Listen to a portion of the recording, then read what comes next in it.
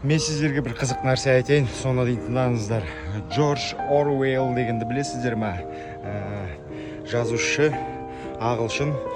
Сол мынау скотный двор деген неде қазақша аударған кезде сол өзім түсінгенімді айтайын сіздерге қазақшалап.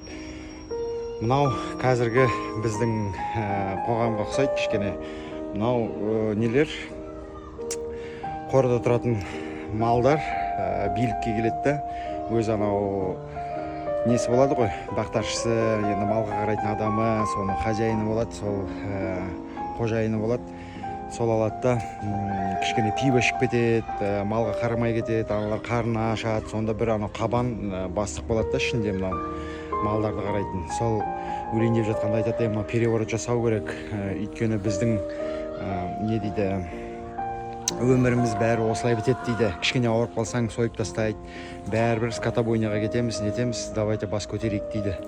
Сонымен бәрі бас көтереді да, анау шыққан кезде, мал жайлауға шыққан кезде бәрі сүзіп қуып шығады албардан. Сол қуып шыққаннан кейін екі шошқа болады, Наполеон мен тағы қазір атын айтам, Цицерон деген. Сол екеуі билікке келеді. Цицеронның шошқаның кішкене басы істейді да, сола айтады, мінекей қазір енді өзіміздің билікке келдік, енді бүйтеміз сөйтеміз деп, енді неге дайындаламыз дейді, қыстыққа дайындаламыз, шөп шабайық, сенокос істейміз, бүйтеміз дейді, бір қыстап шығады әдемілеп. Сосын айтады, дермен салайық дейді, мельница, бірақ оған бізге 1 жыл кетеді дейді.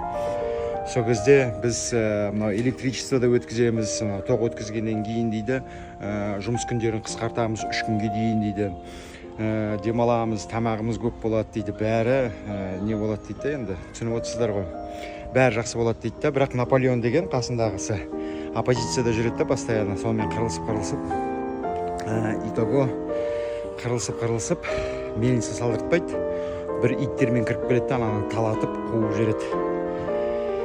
Сыртқа қуып жергеннен кейін өзі алып алады. Сол иттер қайдан келді дейсіздер? Сол иттер өзі асырап алған екен. Басқа қорада сол шошқа асырап алған осындай нәрсеге. Түсініп отырсыздар ғой бәрін, иронияны. Сол алады да мыналарды талатып өзіне басып алады. Сол кезде анау алдында кетіп қалған қожайыны барып, қасындағы сондай хозяйстволарға барып жалоба тастайды, осылай мені малдар қуып шықты, шошқалары да бар арасында бәрі деп. Мыналар енді басқа малдар көтеріліп кетпесін деп, соны естіп көмектесеміз деп барады ғой. Мыналар мынаған дайын болады да, айда мыналарды ұрып бытшын шығарады да.